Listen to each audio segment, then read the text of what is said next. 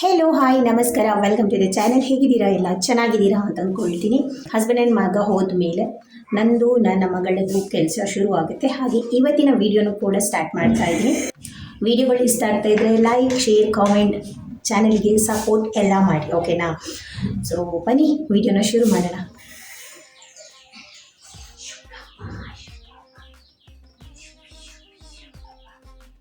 ಇವಾಗ ನನ್ನ ಮಗಳ ಫುಡ್ ರೂಟೀನ್ ಶುರುವಾಗುತ್ತೆ. ಸೊ ಫುಡ್ ರೂಟೀನ್ ವಿಡಿಯೋ ಕೇಳಿದ್ವಿ, ಅದನ್ನು ನಾನು ನೆಕ್ಸ್ಟ್ ಬರೋ ವಿಡಿಯೋದಲ್ಲಿ ಶೇರ್ ಮಾಡ್ತೀನಿ. ಇವತ್ತಿನ ವಿಡಿಯೋ ಒಂದು ಚಿಕ್ಕದು, ಕೆಲವೊಂದು ವಿಚಾರನ ನಿಮ್ಮ ಜೊತೆ ಶೇರ್ ಮಾಡ್ಕೋಬೇಕು.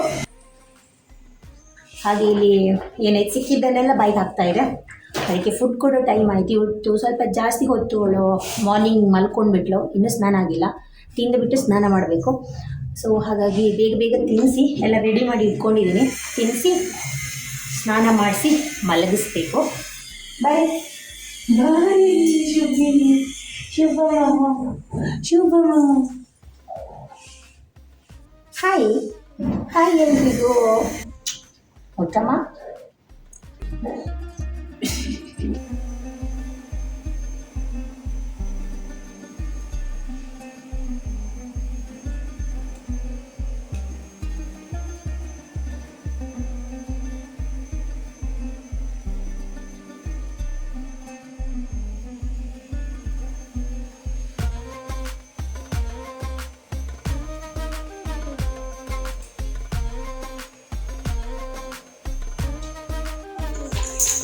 ನಮ್ಮದು ಫುಡ್ಡೆಲ್ಲ ತಿಂದಾಯಿತು. ಒಂದು ದೊಡ್ಡ task. Oh my god. And ಸಾಧಾರಣ ಉಗ್ದು ಮೈಯಲ್ಲೆಲ್ಲ ಅಂಟಿಸ್ಕೊಂಡು ನನ್ನ ಬಟ್ಟೆ ಎಲ್ಲ ಮಾಡಿ ಇವಾಗ ಇಲ್ಲಿ ಮಲ್ಕೊಂಡಿದೆ. ಇನ್ನು ಸ್ನಾನ ಮಾಡಿಸ್ಬೇಕು. ಅದಕ್ಕಿಂತ ಮುಂಚೆ ಒಂದು ವಿಷಯನ ಹೇಳಬೇಕು. ನಾವು ಫುಡ್ ಕೊಟ್ಟ ಮೇಲೆ ಏನಕ್ಕೆ ವೇಟ್ ಮಾಡ್ತೀವಿ ಅಂದರೆ ಅದು ಕರೆಕ್ಟಾಗಿ ಡೈಜೆಸ್ಟ್ ಆಯಿತಾ ಅಂತ ನೋಡ್ತೀವಿ. ಡೈಜೆಸ್ಟ್ ಆಯಿತಾ ಅಂತ ನಮಗೆ ಹೇಗೆ ಗೊತ್ತಾಗುತ್ತೆ? ಅವ್ರ ಮೋಷನ್ ಪಾಸ್ ಮಾಡಿದ್ರೆ ನಿಜವಾಗ್ಲೂ ಮಗುವಿನ ಮೋಷನ್ಗೋಸ್ಕರ ವೆಯ್ಟ್ ಮಾಡುವಂಥ ಪರಿಸ್ಥಿತಿ ಆಫ್ಟರ್ ಫುಡ್ ಕೊಟ್ಟ ಮೇಲೆ. ಎಷ್ಟು ಜನ ಹಾಗೆಲ್ಲ ವೆಯ್ಟ್ ಮಾಡಿದ್ದೀರಾ ಅಂತ ನನ್ನ ಕಾಮೆಂಟಲ್ಲಿ ಹೇಳಿ. ಆ್ಯಂಡ್ ಹಾಗೆ ಒಂದು ವೇಳೆ ಹೋದ ಮೇಲೇ ಸಮಾಧಾನ, ಓಕೆ ನಾವು ಕೊಟ್ಟಿರೋ ಫುಡ್ ಕರೆಕ್ಟಾಗಿದೆ ಅಂತ. ಸೊ ಇದಾಗುತ್ತೆ. ಹಾಗಾಗಿ ಫುಡ್ ಕೊಡುವಾಗ ನಾವು ನೋಡಿ ಕೊಡಬೇಕಾಗುತ್ತೆ ಅಲ್ವಾ? ಸೊ ಕೆಲವೊಂದು ಮಕ್ಕಳು ಏನು ಮಾಡ್ತಾರೆ, ಬ್ರೆಸ್ಟ್ ಫೀಡ್ ತಗೊಳ್ಳುವಂಥ ಮಕ್ಕಳು ಮೋಷನ್ನ 1 ವೀಕ್ಗೆ ಒಂದು ಸಲ, ಈ ಒಂದು ಕಮೆಂಟ್ ಕೂಡ ನನಗೆ ಬಂದಿತ್ತು, ವೀಕ್ ಒಂದು ಸಲ ಅಥವಾ 4 ಡೇಸ್ 5 ಡೇಸ್ ಈ ರೀತಿ ಮಾಡ್ತಾರೆ. ಹೋಗ್ತಾ ಹೋಗ್ತಾ ಅದು ಸರಿ ಆಗುತ್ತೆ. ಆ ರೀತಿ ಇಲ್ಲ. ಬಟ್ ಇವಳು ಎವ್ರಿ ಡೇ ಪಾಸ್ ಮಾಡ್ತಾಳೆ, ಅದೇನೂ ಪ್ರಾಬ್ಲಮ್ ಇಲ್ಲ. ಫುಡ್ ಕೊಟ್ಟ ಮೇಲೆ ನಾನು 1 ದಿವಸ ಅಂತೂ ಭಯ ಬಿದ್ದುಬಿಟ್ಟೆ. ಯಾಕಂದರೆ ಯಾವ ಟೈಮಲ್ಲಿ ಮಾಡ್ತಾ ಇಲ್ಲ ಆ ಟೈಮಲ್ಲಿ ಇರಲಿಲ್ಲ. ಸೊ ನನಗೆ ಸಿಕ್ಕಾಪಟ್ಟೆ ಭಯ ಆಯಿತು, ಏನಾಯ್ತಪ್ಪ ಫುಡ್ ಕೊಟ್ಟು ಏನೋ ಪ್ರಾಬ್ಲಮ್ ಆಯಿತಾ ಅಂತ. ಬಟ್ ಅದು ಸ್ವಲ್ಪ ಡೈಜೆಸ್ಟ್ ಆಗೋದಕ್ಕೆ ಟೈಮ್ ತಗೊಳುತ್ತೆ. ಒಂದು ನೆಕ್ಸ್ಟ್ ಡೇ ಈವ್ನಿಂಗ್ ಹೊತ್ತಿಗೆ ಸರಿ ಆಗೋಯಿತು. ಆ್ಯಂಡ್ ಈ ಒಂದು ವಿಚಾರನ ಗೂಗಲಲ್ಲಿ ನಾನು ಸರ್ಚ್ ಮಾಡಿದ್ದೆ, ಹೇಗೆ ಯಾವಾಗ ತಗೊಳುತ್ತೆ, ಡೈಜೆಸ್ಟ್ ಯಾವಾಗ ಆಗುತ್ತೆ ಹಾಗೆ ಹೀಗೆ ಅಂತ. ನಾನು ನೋಡಿದ್ರೆ ತುಂಬ ಜನ ಈ ರೀತಿ ಸರ್ಚ್ ಮಾಡಿರ್ತಾರೆ ಆಲ್ರೆಡಿ. ಹಾಗಾಗಿ ವಿಡಿಯೋದಲ್ಲಿ ಹೇಳೋಣ ಅಂತ ಅನ್ನಿಸ್ತು. ಕೆಲವರಿಗೆಲ್ಲ ನಾಚಿಕೆ ಆಗುತ್ತೆ ಅಲ್ವಾ ಹೇಳೋದಕ್ಕೆ. ಸೊ ಇದು ನ್ಯೂ ಮಾಮೀಸ್ಗೆ ಆಗುವಂಥ ಕಾಮನ್ ಡೌಟು, ಹಾಗಾಗಿ ನಾನಿಲ್ಲಿ ಶೇರ್ ಮಾಡಿದೆ. ಸೊ ಆಫ್ಟರ್ ಫುಡ್ ಕೊಟ್ಟ ಮೇಲೆ ಮೋಷನ್ ಹೋಗೋದಕ್ಕೆ ಟೈಮ್ ತಗೊಳ್ಳುತ್ತೆ ಡೈಜೆಸ್ಟ್ ಆಗೋದಕ್ಕೆ. ಹಾಗಾಗಿ ಭಯ ಬೇಡ, ವೆಯ್ಟ್ ಮಾಡಿ. ಆ್ಯಂಡ್ ಇನ್ನೊಂದು ಏನು ಹೇಳಬೇಕಂದ್ರೆ, ನಾನು ಲಾಸ್ಟ್ ವೀಡಿಯೋದಲ್ಲಿ ಏನು ಶೇರ್ ಮಾಡಿದ್ದೆ ಅದು ಬಂದು 1 ವೀಕಿನ ಮೆನು. ನನ್ನ ಮಗಳದ್ದು ಫಸ್ಟ್ ಫುಡ್ ಕೊಟ್ಟಿರೋದು ಫಸ್ಟ್ ವೀಕಿನ ಮೆನುನ ನಾನು ಶೇರ್ ಮಾಡಿರೋದು. ನೆಕ್ಸ್ಟ್ ವೀಕಲ್ಲಿ ಅದು ಚೇಂಜ್ ಆಗುತ್ತೆ. ಹಾಗೆ ಆವಾಗ ನನ್ನ ಮಗಳನ್ನ ಫುಡ್ ರೂಟೀನ್ನ ನಿಮ್ಮ ಜೊತೆ ಶೇರ್ ಮಾಡ್ತೀನಿ, ಓಕೆನಾ? ಸೊ ಟೈಮ್ ಬಂದು 12:15 ಆಯಿತು.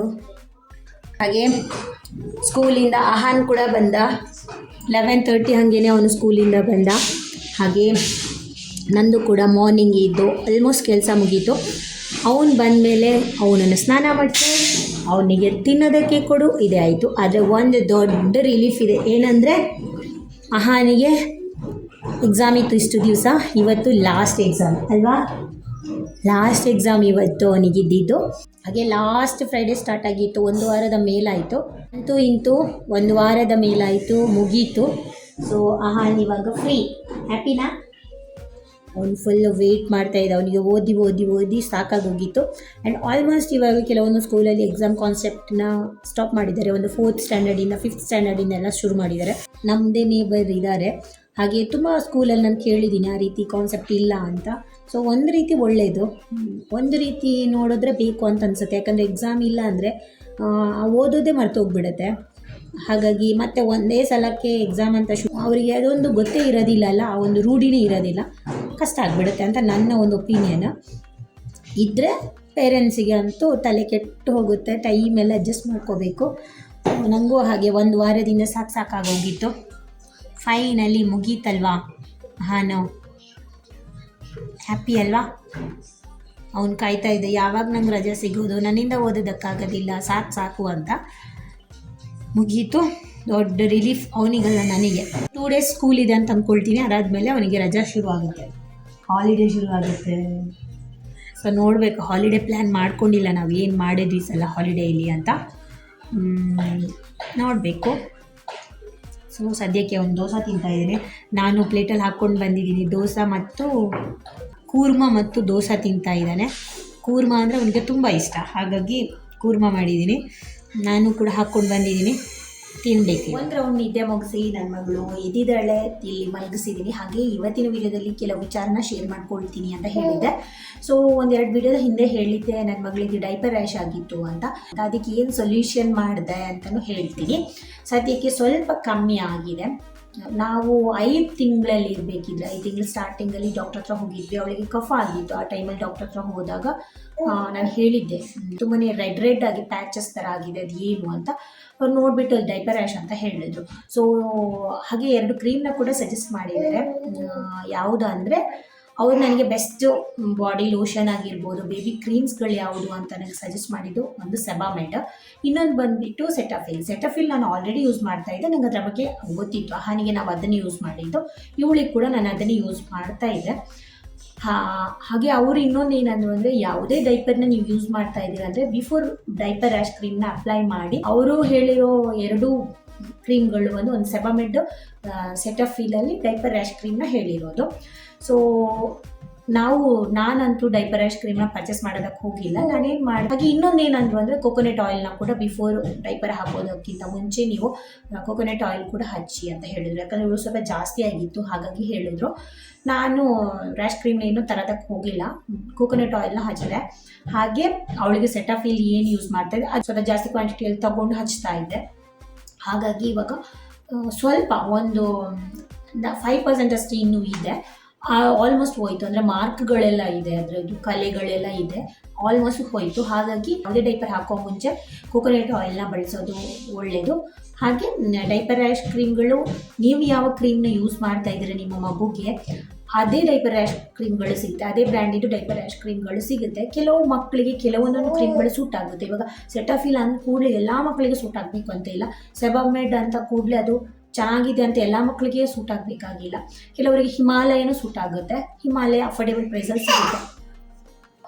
ನನ್ನ ಮಗಳಿಗೆ ಅದು ಸೂಟ್ ಆಗಿಲ್ಲ, ಹಾಗಾಗಿ ನಾನು ಸೆಟಫಿಲೇ ಯೂಸ್ ಮಾಡಿರೋದು, ಯಾವುದೇ ರ್ಯಾಶ್ ಕ್ರೀಮ್ನ ತಂದಿಲ್ಲ. ಹಾಗೆ ಕೋಕೋನಟ್ ಆಯಿಲ್ ಬೆಸ್ಟ್. ಆ್ಯಂಡ್ ನಾನು ಇದೇ ಜಾಸ್ತಿ ಯಾವುದು ನಾರ್ಮಲ್ ಲೋಷನ್ ಇತ್ತಲ್ವ ಸೆಟಫಿಲ್ ಲೋಷನ್, ಅದನ್ನೇ ಬಳಸಿದ್ದು ಅವಳಿಗೆ. ಇನ್ನೊಂದು ಹೇಳಬೇಕು ಏನಂದರೆ, ನಾನು ಅವಳಿಗೆ ಮಾಮಿ ಪ್ಯಾಕೋ ಪ್ಯಾಂಟ್ಸ್ ಡೈಪರ್ ಯೂಸ್ ಮಾಡ್ತಾ ಇದ್ದೆ. ನಾನು ಒಂದು ವಿಡಿಯೋದಲ್ಲಿ ಶೇರ್ ಮಾಡ್ಕೊಂಡಿದ್ದೀನಿ. ಅದರಿಂದನೂ ಕೂಡ ಅವಳಿಗೆ ಡೈಪರ್ ರ್ಯಾಶ್ ಆಗಿರ್ಬೋದು. ಯಾಕಂದರೆ ನಾನು ಆಹಾನಿಗೆ ಅದನ್ನು ಯೂಸ್ ಮಾಡಿದೆ, ಅವನಿಗೇನು ಅಷ್ಟೊಂದು ಪ್ರಾಬ್ಲಮ್ ಆಗಿರಲಿಲ್ಲ. ಇವಳಿಗೆ ಅದು ಸೂಟ್ ಆಗೋದಿಲ್ಲ, ಅದೇ ಹೇಳ್ದಿಲ್ಲ, ಒಬ್ಬೊಬ್ಬರಿಗೂ ಒಂದೊಂದು ಸೂಟ್ ಆಗೋದಿಲ್ಲ. ಹಾಗಾಗಿ ನಾನು ಡೈಪರ್ನ ಚೇಂಜ್ ಮಾಡಿದೆ. ಮಾಮಿ ಪ್ಯಾಕೋ ಪ್ಯಾಂಟ್ಸ್ ಕೂಡ ಕಮ್ಮಿ ಪ್ರೈಸಲ್ಲಿ ನಮಗೆ ಸಿಗುತ್ತೆ, ಬೇರೆ ಕೆಲವು ಬ್ರ್ಯಾಂಡ್ನೆಲ್ಲ ಕಂಪೇರ್ ಮಾಡಿದರೆ. ಹಾಗಾಗಿ ನಾನು ಸರ್ಚ್ ಮಾಡ್ತಾಯಿದ್ದೆ ಒಂದು ಕಮ್ಮಿ ಪ್ರೈಸಲ್ಲಿ ಚೆನ್ನಾಗಿರೋ ಡೈಪರ್, ರ್ಯಾಶ್ ಎಲ್ಲ ಬರೋದಿರೋ ಡೈಪರ್ ಯಾವುದು ಅಂತ ಸ್ವಲ್ಪ ಸರ್ಚ್ ಮಾಡಿ ತಗೊಂಡಿದ್ದೀನಿ. ಈ ಸಲ ನಾನು ಈ ಬ್ರ್ಯಾಂಡ್ ತಗೊಂಡೆ, ಲವ್ ಲ್ಯಾಪಿದು. ಇದನ್ನು ಯೂಸ್ ಮಾಡಿದ್ಮೇಲೆ ಅವಳಿಗೆ ಸ್ವಲ್ಪ ರ್ಯಾಶ್ ಕಮ್ಮಿ ಆಗಿದೆ. ಇದು ಪ್ಲಸ್ ಕೋಕೋನಟ್ ಆಯಿಲ್ ಆ್ಯಂಡ್ ಅವಳ ಲೋಷನ್ ಏನಿದೆ ಅದನ್ನು ಸ್ವಲ್ಪ ಜಾಸ್ತಿ ಯೂಸ್ ಮಾಡಿದ್ದೀನಿ.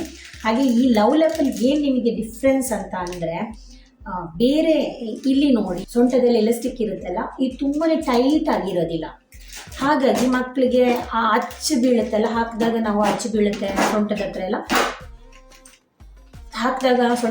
ಅಚ್ಚು ಬೀಳುತ್ತಲ್ಲ, ಅದು ಬೀಳ್ತಾ ಇಲ್ಲ ಈ ಒಂದು ಡೈಪರಲ್ಲಿ. ಹಾಗಾಗಿ ಒಂದು ಸ್ವಲ್ಪ ಸೊಂಟದ ಹತ್ರನೂ ಕೂಡ ಇಲ್ಲ, ರೆಡ್ ಮಾರ್ಕ್ ಎಲ್ಲ ಬರುತ್ತೆ, ಅದು ಬಂದಿಲ್ಲ. ಹಾಗೆ ಇದು ಒಂದು ಸ್ವಲ್ಪ ನನಗೇನು ಚೆನ್ನಾಗಿದೆ ಅಂತ ಅನಿಸುತ್ತೆ. ಹಾಗಾಗಿ ಇದರಿಂದನೂ ಕೂಡ ಆಗಿರ್ಬೋದು ಇವಾಗ ಅವಳಿಗೆ ರ್ಯಾಶ್ ಡೈಪರ್ ರ್ಯಾಶ್ ಅಂತ ಸ್ವಲ್ಪ ಕಮ್ಮಿ ಆಗ್ತಾ ಇದೆ ಅಂತ ಹೇಳ್ಬೋದು. ಸೊ ನಾನು ಲವ್ ಲ್ಯಾಪ್ ಚೆನ್ನಾಗಿದೆ ಅಂತ ಹೇಳ್ತೀನಿ. ಯಾರಿಗಾದರೂ ಡೈಪರ್ ರ್ಯಾಶ್ ಆಗ್ತಾ ಇದೆ, ಯಾವುದು ಒಳ್ಳೇದಿದೆ, ಕಮ್ಮಿ ಪ್ರೈಸಲ್ಲಿ ಯಾವ್ದು ಸಿಗ್ತಾ ಇದೆ ಅಂದರೆ ಲವ್ ಲ್ಯಾಪ್ನ ನೀವು ಯೂಸ್ ಮಾಡ್ಬೋದು. ನೋಡಿ, ಎಲ್ಲನೂ ಎಲ್ರಿಗೂ ಸೂಟ್ ಆಗಬೇಕಂತ ಇಲ್ಲ. ಹಾಗೆ ಹೇಳಿದೆ. ಆ್ಯಂಡ್ ಇದು ಬಂದುಬಿಟ್ಟು ಮೀಡಿಯಮ್ ಸೈಜ್. ನಾನಿವಾಗ ನಾವು ಡೈಪರ್ನ ಯಾವ ರೀತಿ ಸೆಲೆಕ್ಟ್ ಮಾಡೋದಂದರೆ ನಮ್ಮ ಮಕ್ಕಳು ಎಷ್ಟು ಕೆ ಜಿ ಇದ್ದಾರೆ ಅದರ ಮೇಲೆ ನಾವು ಡೈಪರ್ನ ಸೆಲೆಕ್ಟ್ ಮಾಡೋದು. ಸೊ 7 to 12 kg ತನಕ ಇದ್ದರೆ ನಾವು ಮೀಡಿಯಮ್ ಸೈಜ್ ತಗೊಳ್ಬೋದು. ಆ್ಯಂಡ್ ಇದು ಮೀಡಿಯಮ್ ಸೈಜ್ 36 ಪ್ಯಾಕೆಟ್ಸ್ ಬರುವಂಥ ಒಂದು ಪ್ಯಾಕ್. ಇದಕ್ಕೆ 500 MRP ಪ್ರಕಾರ 523 ಅಂತ ಇತ್ತು. ಬಟ್ ನನಗೆ ಇದು ಸಿಕ್ಕಿತ್ತು 350ಗೆ ಅಂತ ಅಂದ್ಕೊಳ್ತೀನಿ. ಸೊ ಹಾಗಾಗಿ ಆಫರಲ್ಲಿತ್ತು, ತಗೊಂಡೆ.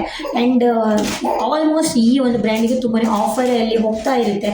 ಲೋಕಲ್ ಶಾಪಿಂದ ತಗೊಳ್ಳಿ, ಮೆಡಿಕಲಿಂದ ತಗೊಳ್ಳಿ, ಅಥವಾ ಕೆಲವು ಸೂಪರ್ ಮಾರ್ಕೆಟಲ್ಲೆಲ್ಲ ಆಫರಲ್ಲಿ ಹೋಗ್ತಾ ಇರುತ್ತೆ ಈ ಒಂದು ಬ್ರ್ಯಾಂಡ್. ಕಡಿಮೆ ಕೆಲವು ಕಡೆ ಸಿಗೋದು. ನಾನು ಆನ್ಲೈನಲ್ಲಿ ತರಿಸ್ಕೊಂಡೆ, ಹಾಗಾಗಿ ನನಗೆ ಕಮ್ಮಿಯಲ್ಲಿ ಸಿಕ್ತು. ನೀವು ನೋಡ್ಬೋದು ಇಲ್ಲಿ ವೈಟ್ ಆಗಿದೆ ಅಲ್ಲಿ ಪ್ಯಾಚ್ ಥರ. ಇಲ್ಲೆಲ್ಲ ಫುಲ್ಲು ರೆಡ್ ಆಗಿತ್ತು. ಇವಾಗ ಆಲ್ಮೋಸ್ಟ್ ಹೋಗಿದೆ. ಆ ಕ್ರೀಮ್ ಬಳಸಿ, ಕೊಕೊನಟ್ ಆಯಿಲ್ ಬಳಸಿದ್ರಿಂದ ಎಲ್ಲ ಹೋಗಿದೆ. ಸೊ ಹಾಗೆ ನಾನು ಬೆಳಗಿನ ಹೊತ್ತು ಈ ರೀತಿ ಲಂಗೋಟ್ನ ಹಾಕ್ತೀನಿ. ಇದು ಚೆನ್ನಾಗಿರುತ್ತೆ. ಆ್ಯಂಡ್ ಅಷ್ಟೊಂದು ಈ ಬೆಡ್ ಮೇಲೆ ಬಿಟ್ಟರು ಬೆಡ್ ಅಷ್ಟು ಪಕ್ಕ ಒದ್ದಾಗೋದಿಲ್ಲ. ಒಂದು ಸ್ವಲ್ಪ ಈ ಮಧ್ಯದ ಭಾಗದಲ್ಲಿ ದಪ್ಪ ಇದೆ. ಓಕೆ, ಈ ಕಡೆ ತುಂಬಾ ತೆಳ್ಳಗಿದೆ, ಆದರೆ ಈ ಕಡೆ ದಪ್ಪ ಇದೆ ಈ ಮಧ್ಯ ಪಾರ್ಟ್. ಹಾಗಾಗಿ ಈ ರೀತಿ ನಾನು ತುಂಬ ತರಿಸ್ಕೊಂಡಿದ್ದೀನಿ. ಆನ್ಲೈನಲ್ಲಿ ತಗೊಂಡಿದ್ದೀನಿ, ಲೋಕಲ್ ಶಾಪಲ್ಲೆಲ್ಲ ತಗೊಂಡಿದ್ದೀನಿ. ಚೆನ್ನಾಗಿದೆ ಇದು.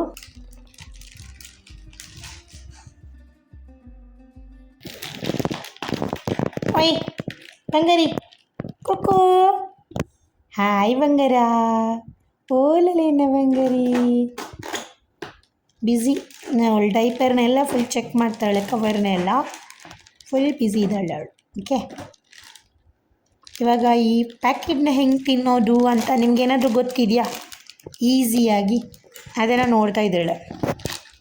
ಹೆಲ್ಪ್ ಮಾಡಿ, ಯಾರಾದರೂ ಗೊತ್ತಿದ್ದರೆ ಹೇಳಿಕೊಡಿ. ಹೆಂಗೆ ತಿನ್ನಬೇಕು ಈಗ ನೋಡಿ, ಹಿಂಗೆ ತಿನ್ನಬೇಕು. ಏನು ಸಿಕ್ಕಿದ್ರೂ ಹಿಂಗೆ ತಿನ್ನಬೇಕು, ಅದೆಲ್ಲ ಟೇಸ್ಟಾಗಿರುತ್ತೆ.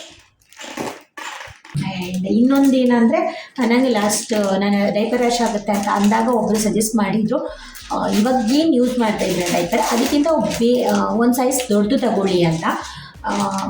ಅದು ಓಕೆ, ಚೆನ್ನಾಗಿದೆ ಅದೊಂದು ಸಜೆಷನ್. ಆ್ಯಂಡ್ ಇನ್ನೊಂದು ಹೇಳಬೇಕಂದ್ರೆ, ನಿಮ್ಮ ಮಕ್ಕಳು ಸಣ್ಣ ಇದ್ದರೆ ನೀವು ಸ್ವಲ್ಪ ಒಂದು ಸೈಜ್ ಜಾಸ್ತಿ ತಗೊಂಡ್ರೆ ಲೀಕ್ ಆಗುವಂಥ ಚಾನ್ಸಸ್ ಇರುತ್ತೆ. ಹಾಗಾಗಿ ಅದನ್ನು ಕೂಡ ನೋಡ್ಕೋಬೇಕಾಗುತ್ತೆ. ಸ್ವಲ್ಪ ಹೆಲ್ದಿಯಾಗಿದ್ದರೆ ಒಂದು ಸೈಜ್ ದೊಡ್ಡ ತಗೊಂಡ್ರೆ ಕೂಡ ಜಾಸ್ತಿ ಟೈಟಾಗಿ ನಿಲ್ಲೋದಿಲ್ಲ ಅಲ್ಲ ಬಾಡಿಗೆ. ಈ ರೀತಿ ಇರಿಟೇಷನ್ ಆಗೋದೆಲ್ಲ ಸ್ವಲ್ಪ ಕಮ್ಮಿ ಆಗುತ್ತೆ. ಹಾಗಾಗಿ ಅವರ ಒಂದು ಸಜೆಷನ್ನ ಕೂಡ ನಾನು ತಗೋತಾ ಇದ್ದೀನಿ. ಹಾಗೆ ಇವತ್ತಿನ ಒಂದು ವಿಡಿಯೋ ಚಿಕ್ಕದಾಗಿ ನಾನು ಮಾಡಿರೋದು. ಕೆಲವೊಂದು ವಿಷಯನ ನಿಮ್ಮ ಹತ್ರ ಶೇರ್ ಮಾಡ್ಕೋಬೇಕಿತ್ತು, ಹಾಗಾಗಿ ಜಾಸ್ತಿ ಏನು ತೋರಿಸ್ತಾ ಇಲ್ಲ.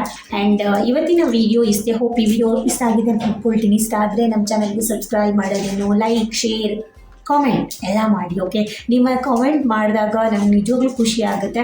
ಆ್ಯಂಡ್ ನೀವೇ ನನಗೆ ಅದ್ರ ಬಗ್ಗೆ ಹೇಳಿ ಅಂತ ಅಂದಾಗ ನಿಜವಾಗ್ಲೂ ವಿಡಿಯೋ ಮಾಡೋದಕ್ಕೆ ನನಗೆ ಇಂಟ್ರೆಸ್ಟ್ ಬರುತ್ತೆ. ಹೇಳೋದಕ್ಕೆ ಈಸಿ, ವಿಡಿಯೋ ಮಾಡೋದು ಏನು ದೊಡ್ಡ ವಿಷಯನ ಅಂತ. ಅಂದರೆ ಒಂದು ಮಗುನ ಇಟ್ಕೊಂಡು ವಿಡಿಯೋ ಮಾಡೋದು, ಈ ವಿಡಿಯೋ ಮಾಡ್ಬೋದು, ಎಡಿಟ್ ಮಾಡೋದು ತುಂಬ ಕಷ್ಟ.